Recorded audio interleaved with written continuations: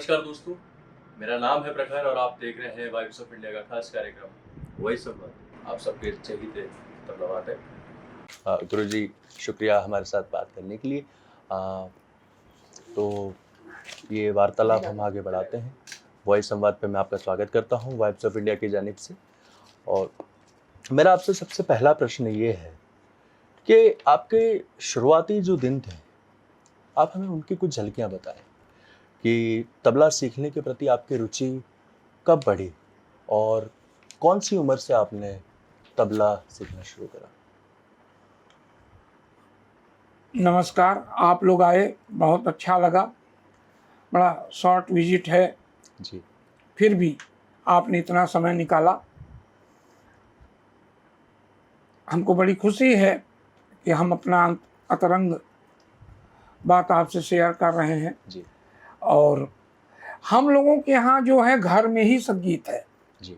हमारे दादाजी पंडित कंठे महाराज जी, हमारे पिताजी पंडित किशन महाराज जी, और उसके बाद मैं जो थोड़ा बहुत मैं अपने घर की परंपरा को कोशिश कर रहा हूँ आगे बढ़ाने की। तो हम जब 5 वर्ष के हुए, अब पिताजी बहुत बिजी रहते थे, दादाजी एजेड हो गए थे, वो खाली रहते थे, प्रोग्राम वगैरह कम करते थे। तो पापा ने बब्बा के अंडर में हमको गंडा बंधन, एक होता हम लोग क्या गंडा बंधन, अच्छा, नाड़ा बांध के शिष्य बनवाने, जी। तो वो पापा ने करवा दिया। 5 साल की उम्र में हम, तो हमारा वो रुचि तो हम लोग के घर में अपने आप आ जाता है। बच्चा वही देख रहा है, तबला बज रहा है, कहीं शिष्यों को सिखला रहे हैं, कहीं डांट रहे हैं, कहीं तारीफ कर रहे हैं, तो अपने आप माहौल घर का बन जाता है। ठीक है।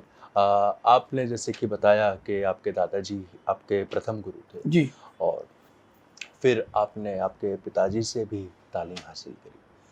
तो गुरु शिष्य का एक रिश्ता जी, और एक पिता और एक पुत्र का रिश्ता जी, ये दोनों रिश्तों में क्या समन्वय था और मतलब क्या समानता आपको लगी? बहुत अच्छा क्वेश्चन है आपका। ये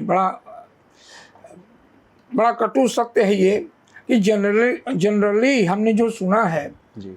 कि पिता और पुत्र अच्छे गुरु शिष्य नहीं हो सकते। बिल्कुल। क्योंकि पिता का प्यार अलग होता है, गुरु का अधिकार अलग होता है। उसमें प्यार में भी बहुत कड़क वो रहता है, पिता का कड़कपन में भी बहुत प्यार रहता है, दोनों का। लेकिन कुछ लोग इसके अलग होते हैं इससे। लेकिन पिताजी को मैंने जो पाया, दादाजी के निधन के बाद 1969 में हमारे दादाजी का निधन हुआ। उसके बाद पापा के कंस्ट्रक्शन उनके अंडर में मैं प्रैक्टिस करना शुरू किया और पापा हमको सिखलाते रहे, थोड़ा करवाते रहे। लेकिन वो बिजी तो बहुत रहते थे पिताजी, तो हमको बोल दिए थे तुम रियाज करो तभी तुमको पॉकेट खर्च मिलेगा। तो मैं रियाज करता रहा और पॉकेट खर्च पाता रहा। लेकिन बब्बा जो हमारे थे बड़े सीधे थे, अब पापा थे वो बड़े स्ट्रिक्ट थे, तो पापा से थोड़ा हम लोग बचते थे कि उनके कांटेक्ट में कम आवे। लेकिन इसके लिए तो थोड़ा कड़क होना पड़ता है सिखाने के लिए। बिल्कुल। गुरु जी, हमें ये बताइए, सप्तक परिवार में आप सप्तक में हर साल आप हाजिरी देने आते हैं। आप अभी भी अहमदाबाद में, जब आपका आने का जो मुख्य कारण है वो पंडित नंदन मेहता शास्त्रीय संगीत समारोह की जो 2 दिन की बैठक जो हुई थी, आप उसमें हाजिरी के लिए आए थे। आपका और सप्तक परिवार का जो रिश्ता है उसके बारे में हमारे दर्शकों को बताइए। सप्तक से मैं जब 1980 में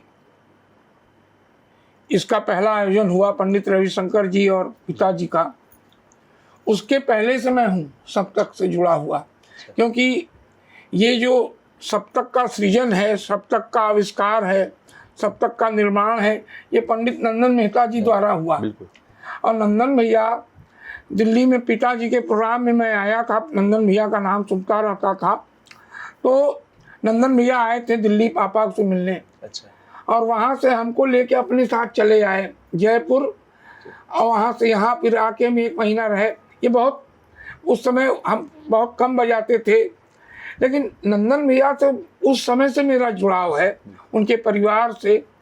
तो वो जो जुड़ाव था वो सप्तक के बाद भी रहा, और सप्तक से मैं फिर जुड़ गया। सप्तक में मैंने टीचिंग किया है, 15 साल तक मैंने सप्तक में सिखलाता रहा। एक क्लास था जो हम नंदन भैया कंबाइंड रूप से लेते थे बच्चों का।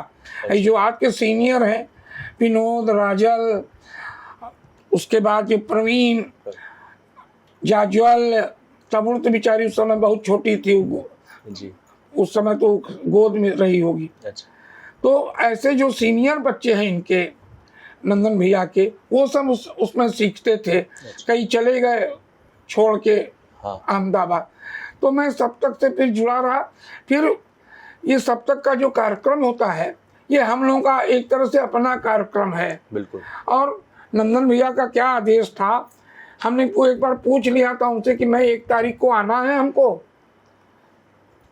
देखो फालतू बात हमसे मत किया करो, आना नहीं है, तुम्हारा कार्यक्रम है ये।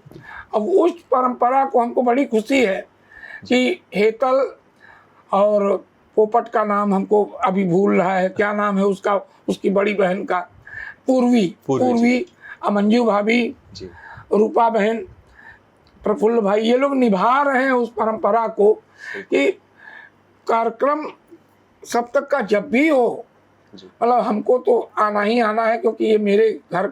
मैं अपने को यही, मैं ये नहीं सोचता कि फलाने कलाकार है, मैं भी कलाकार, मैं तो ऐसे भी कोई बड़ा महान कलाकार नहीं हूँ, लेकिन फिर भी जो भी हम देखिए, कल जाके उनसे मिले, परसों हम, वो लोग वो पैर छूते हैं, वो लोगों की महानता है कि मेरा प्रणाम कर। अनीस भाई को मैंने जाके तारीफ किया वो, लेकिन मैं अपने को सप्तक का एक पार्ट समझता हूँ।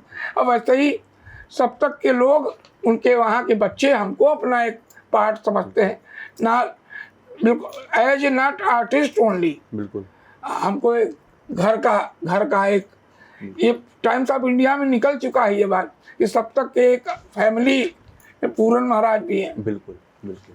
तो हम इस तरह से जुड़े। नंदन भैया ने जो परंपरा कायम किया, आज भी अभी वो चल रहा है। बिल्कुल बिल्कुल। सरकार द्वारा आपको आपका चयन किया गया था ICCR के तहत विदेश में जाके तबला सिखाना बच्चों को, तो वो अनुभव के बारे में हमें बताइए कि वो अनुभव आपका कैसा रहा विदेश में जाके? मैं अहमदाबाद में ही था जी, और हम जाके इंटरव्यू देते आए। जो इंटरव्यू लेने वाले थे हमको नमस्कार, हाथ जोड़े, अरे भैया आपका क्या इंटरव्यू है? क्या नहीं, आप जज हैं, मैं ऑडिशन देने वाला हूँ। बोले आपको जो इच्छा हो बजा दीजिए। खैर आप लोगों की शुभकामना से हो गया हमारा। ये हमारे पिताजी को जब पता चला, वो आते रहते थे अहमदाबाद, साल में 1 बार 2 बार जब भी, तो उन्होंने नंदन भैया को कहा कि मेरा कहना तो ये मानेगा नहीं शायद, तुम समझाओ। तो नंदन भैया ने भी बहुत समझाया हमको कि ये मत करो, हम तुमको भेज देंगे विदेश, जब तुमको विदेश जाना होगा हम भेजेंगे। लेकिन हमारी इच्छा थी कि हम जाके वहाँ भी सिखलाएं। फिर मैंने अपने पापा से और नंदन भाई से फाइट करके मैं गया, और काफ़ी अच्छा अनुभव रहा। कुछ बुरे अनुभव भी हुए, लेकिन काफ़ी अच्छा अनुभव रहा कि हम विदेश में, हम लोग हिंदी मीडियम आदमी हैं, कैसे इंग्लिश बोल के उनको समझा। साउथ अमेरिका में मैं था, वहाँ से आया, 2 साल रह के फिर हमारा पोस्टिंग हो गया सेम प्लेस। अच्छा, साउथ अमेरिका में ब्रिटिश गयाना एक जगह है, वेस्ट इंडीज के अंडर में वो भी आता है। तो वहाँ से बहुत क्रिकेटियर, लॉयड थे, लॉयड वो क्रिकेटियर, क्रिकेट वाले, तो वो भी वहीं से बिलोंग करते हैं। और भी एक तो नाम अभी नहीं याद पड़ रहा है। तो मतलब वहाँ पर जाके हमको एक अलग तजुर्बा मिला, अलग अनुभव मिला, तो हमको बड़ा अच्छा लगा। वहाँ से हम कई जगह जाते थे। वहाँ से बहुत जगह, सूरीनाम और ट्रिनिडाड, बारबाडोस, वो सब जगह भारत सरकार भेजता था, और हम लोग जाते थे, जाके सिखलाते थे, परफॉर्मेंस देते थे, तो एक अलग तरह का अनुभव मिला। लेकिन भारत से कट गए थे, लेकिन ये नंदन भैया का क्रेडिट था, आप लोगों का प्यार था कि हम भारत से फिर काफ़ी जुड़ गए। पिताजी का नाम था पीछे, लेकिन सही माने में जो मेरा पीक टाइम था वो मैंने विदेश को दिया, डॉलर कमाने में लगे रहे। लेकिन ये है कि काफ़ी कट गए हम उस समय, हम चले गए थे, तो उसके बाद से फिर, लेकिन फिर हम आ गए थे। तो 80 का ये कार्यक्रम हुआ था पंडित रविशंकर जी का, उसके बाद से फिर हम चले गए थे। तो आना जाना मेरा था, इसलिए थोड़ा सा इंडिया से भी हम कटे हुए थे, लेकिन अहमदाबाद के लोग, बनारस के लोग हमको दिल में रखे, ये बड़ी उनकी कृपा है हमारे ऊपर। हाँ, मेरा वही कहना था कि आपका बड़प्पन है कि आप ऐसा कह रहे हैं कि आप कटे हुए थे, लेकिन आप वहाँ पर भी जो काम कर रहे थे और आपके कला के बल पर आप बिल्कुल अपने देश का ही प्रतिनिधित्व कर रहे थे, और आप आपकी कला से और आपके देश से जुड़े ही हुए थे। तो अब मेरा एक मेन प्रश्न था आपसे, युवा वर्ग, आज देश युवाओं का देश माना जाता है, तो शास्त्रीय संगीत के प्रति आज की युवा पीढ़ी का रवैया आपको कैसा लगता है? नहीं, हमको ये कहते हुए बड़ी खुशी हो रही है कि हमारे जो चिर परिचित युवा वर्ग हैं जी, उनको शास्त्रीय संगीत में रुचि तो है, बिल्कुल। लेकिन अब ये अलग बात है कि शास्त्रीय संगीत का रूप बदलता जा रहा है। जी, अब रूप थोड़ा सा बदलता जा रहा है। जो पुराना संगीत था वो थोड़ा आधुनिकता लेते हुए चल रहा है, जी, लेकिन फिर भी युवा वर्ग को काफ़ी मतलब इंटरेस्ट तो रहता ही है संगीत, क्लासिकल संगीत में। ये अलग बात है, क्लासिकल संगीत का रूप थोड़ा बदल रहा है। अब ये तो आप किसी युवा से पूछिए कि उनको कैसा लगता है इस संगीत से जुड़ के, है।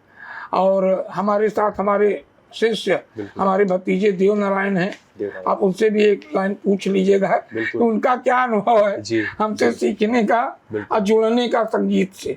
आपने एक प्रश्न पूछा है कि बच्चों का क्या उत्साह है शास्त्रीय संगीत के प्रति, तो मैं इसके एग्जाम्पल के स्वरूप देव नारायण को उपस्थित करता हूँ कि 1-2 मिनट के अंदर अपनी भावना को व्यक्त करें, और ताकि आप लोग जान सके वाराणसी से आए हैं, बहुत अच्छे परिवार से हैं, बहुत अच्छे घर के लड़के हैं, हमारे भतीजे भी हैं, शिष्य हैं, करीब 9-10 साल से हमसे तबला सीख रहे हैं। भैया, तो आपका जो अनुभव रहा है बतौर युवा, अगर मैं आपसे प्रश्न पूछूं कि आज की युवा पीढ़ी के प्रति, आज की युवा पीढ़ी का शास्त्रीय संगीत के प्रति जो रवैया है, उसे आप कैसे देखते हैं? आपकी उम्र के लोग होंगे, आपकी उम्र के जितने भी दोस्त हैं, वो जब आपसे बात करते होंगे तो आप उन्हें क्या बताते हैं इस दुनिया के बारे में, शास्त्रीय संगीत? मैं समझता हूँ, जैसा अभी गुरुवर ने बताया, मैं संगीत इनसे सीखते हुए मुझे 10 साल हो रहे हैं जी, और बीते 10 वर्षों में भी मैंने कई सारे लड़कों को, लड़कियों को भी, बच्चों को देखा है जो कम उम्र से भी सीख रहे हैं, जो बाद में भी सीखना शुरू करते हैं। और ये तो डाउट नहीं है कि संगीत जो है अपना रूप हर 50-100 साल में एक बार बदलता ज़रूर है। तो थोड़ा झुकाव है लोगों का वेस्टर्न कल्चर, वेस्टर्न म्यूज़िक के तरफ, लेकिन ये मैंने देखा कि जो करने वाले हैं वो शास्त्रीय संगीत को भी बहुत पसंद। बिल्कुल। अभी यहाँ भी हमने देखा इतनी अच्छी ऑडियंस, इतने संगीत को सुनने वाले, उसमें वरिष्ठ भी थे और साथ में युवा भी थे काफ़ी। और तो ये तो क्लियर इंडिकेशन है कि संगीत कभी ख़त्म होने वाला है नहीं। जो भी लोग हैं सब आगे ले जाएंगे उससे हमेशा। बहुत बढ़िया, शुक्रिया भैया हमारे साथ बात करने, थैंक यू। जो साक्षात्कार हमने जो लिया, जो आपके साथ वॉइस संवाद हुआ, अगर उसके बारे में अगर आप वाइब्स ऑफ इंडिया के दर्शक को कुछ कहना चाहते हैं तो? मैं यही कहूँगा कि एक पुरानी कहावत है बनारस की, अभी तो हम बल्कि बोल रहे थे भाभी से, सबसे, कि आज हमारे प्रिय प्रधानमंत्री मोदी जी के थ्रू गुजरात और बनारस का इतना संबंध क्लोज हो गया। लेकिन ये नंदन भैया ने बहुत पहले ये काम किया था तबले से जोड़ के, तबले से। ये कितनी बड़ी बात है। बिल्कुल। खैर, तो सबसे बड़ी बात ये है कि ये जो हमारा संगीत है, ये जो हमारे संगीत है, ये बच्चों को इसको खाली ये ना ले कि हमको पैसा कमाना है, हमको जल्दी स्टेज पर जाना है। गुरु, हमारे बनारस की कहावत है कि पानी पियो छान कर। पानी, देखिए कैसे लोग थे, आज से 100-200 साल पहले लिख दिए थे, पानी पियो छान कर, गुरु करो जान कर। क्या बात है। ऐसे कबीरदास ने कहा कि जाका गुरु अंधला चेला खरा निरंद, अंधे अंधा ठेलिया दोनों कूप पड़ंत। क्या बात। मतलब जिसका गुरु अंधा होगा वो तो नालायक अपने आप अंधा हो जाएगा। बिल्कुल। अंधे अंधा दोनों एक दूसरे को ठेलेंगे और दोनों कुएं में जाएंगे। क्या क्या सोच है। लोग पैसा बचाने के लिए, खैर कई गुरु अच्छे भी होते हैं, कई गुरु इतने पैसे के लोभी होते हैं। हम लोग इस चीज़ को अच्छा नहीं मानते, पैसे के लोभी। पैसा बहुत आवश्यक वो है। बिल्कुल। तो हमको अच्छा गुरु छान के, सब तो पैसे का लोभी नहीं होगा। 10 गुरु हम देखें जो अच्छा गुरु है, जिसको पैसे का लगाव होते हुए रियल में संगीत से लगाव है, ऐसे गुरु को चुने, हम उनसे सीखें।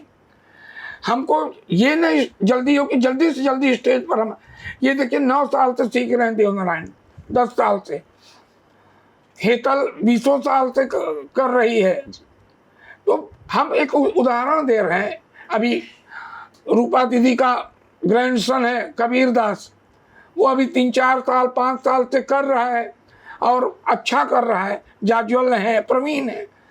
तो ये बड़ा समय लेने वाला चीज़ है।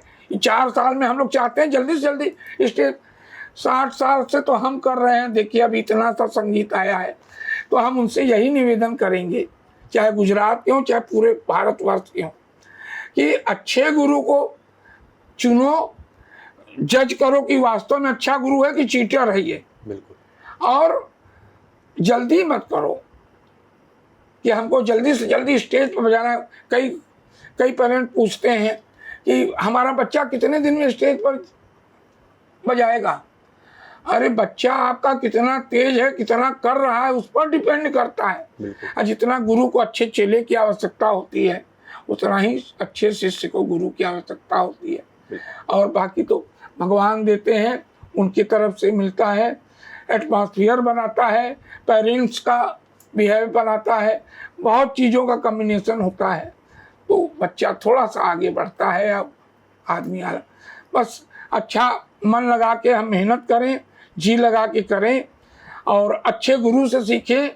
और जल्दी न रहे कि हमको स्टेज पर, कम से कम 10 साल से तो नीचे सोचने का नहीं है संगीत के बारे में, क्या गायन हो कि वादन हो कि नर्तन हो।